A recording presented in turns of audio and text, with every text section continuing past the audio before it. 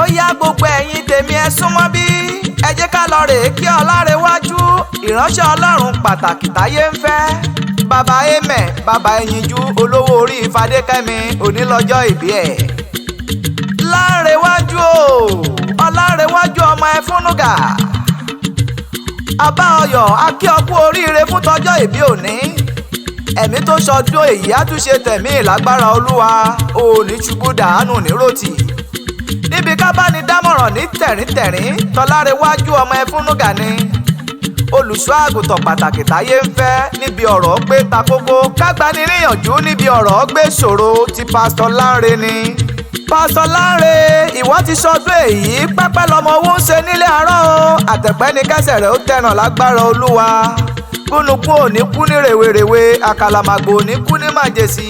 Olúwa ẹni òkè lolúwa ṣe ọ́ ò ní padà wá dẹni lẹ́lẹ̀. Ẹbí àtàrà ó yá ẹ jẹ́ ká lọ rè kọ́mọ lọ́jọ́ ìbí wípé ó kú oríire.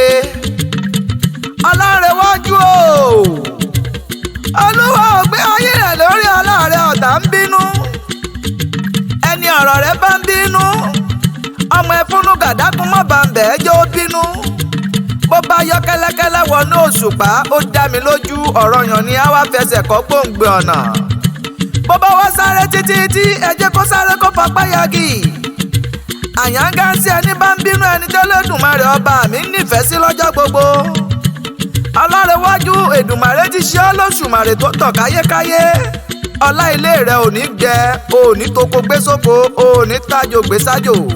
Gẹ́gẹ́ bí orúkọ táwọn òbí sọ Ọlárewájú o iwájú iwájú ni kọ́lá rẹ kó máa lọ ó ti dára wájú lágbára Olúwa ò ní padà wá dèrò ẹ̀yìn. Ìfòróróyàn Olúwa lórí ayé rẹ ò ní gbẹ láéláé. Ò ní fọmọ ṣeṣẹ́ ìránṣẹ́ ò ní fàyà ṣeṣẹ́ ìránṣẹ́. Ohun tó fi ń wo Olúwa ọba ọmọ aráyé ò ní gbà á lọ́wọ́ rẹ bó o bá ń gbọ́ kó máa bá mi gbétò àdúrà mi. Ọmọ Ẹfúnúgà o jẹ́ ń sáré bá ọ délé àwọn òbí rẹ nílé bàbá tó bí ọ lọ́mọ.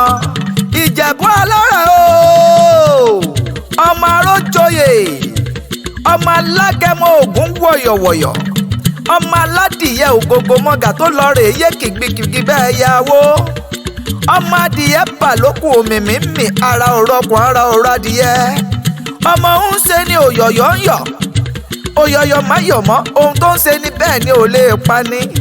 Ṣé bí wọ́n lọmọ dúdú ilé ò mọ bẹ́ẹ̀ ṣe ń jọ́sí pupa tó mọ bẹ́ẹ̀ ṣe òkúkú sí ńlẹ̀. Ẹ̀yin lọmọ mo ráyẹ mẹ́mọ̀rokò mórókò tán ẹyẹ ti ń lọ. Ẹ̀yin lọmọ mo ní sùnlé ń wò lọ́bẹ ọ̀bẹ tí ń bẹ nílé kò mú nílé bàbá tó bí ọlọ́mọ. Ìjẹ̀bú ọmọ èrè wà ọmọ olówó ṣẹ̀ǹbáyé. Ṣé bí ìran bàbá rẹ ní ti ń náwó dọ́là kó yìnbó tó dé? Ìgbà tó yìnbó dé ṣe bí tolówó ọ̀hún tún pọ̀ sí nílé bàbá tó bí ọlọ́mọ. Òrìṣà jẹ́ ń dàbí onílé yìí o òrìṣà jẹ́ ń dàbí onílé yìí ni wọ́n ṣe wípé igbá Ìjẹ̀bú owó ni kẹlẹ̀bẹ̀ Ìjẹ̀bú owó ni ìtọ̀ Ìjẹ̀bú owó ni dúdú Ìjẹ̀bú owó ni pupa Ìjẹ̀bú owó ni kékeré Ìjẹ̀bú owó ni àgbà Ìjẹ̀bú owó ni Ìjẹ̀bú òde Ìjẹ̀bú ni Ìjẹ̀bú igbó Ìjẹ̀bú ni Ìjẹ̀bú ìsara ńkọ́ Ìjẹ̀bú ni Ìjẹ̀bú ìlẹsẹ̀ Ìjẹ̀bú ni ayé pé Ìjẹ̀bú Ìjẹ̀bú ni Ìjẹ̀bú igbó Ìjẹ̀bú ni Ìjẹ̀bú ọmọ onílé ńlá Ìjẹ̀bú ọmọ aláṣọ ńlá ẹ̀yin gangan làgbà. Ìwọ ti sọdún èyí náà ó tún ṣe tòmí tọmọtọmọ ìrere lójú owó ń rí ire ni kó máa bá ọ lọ.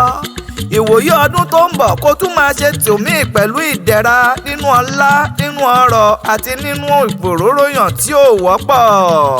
Happy birthday and many happy returns, Pastor Lanre Efunuga. Hip hip hooray!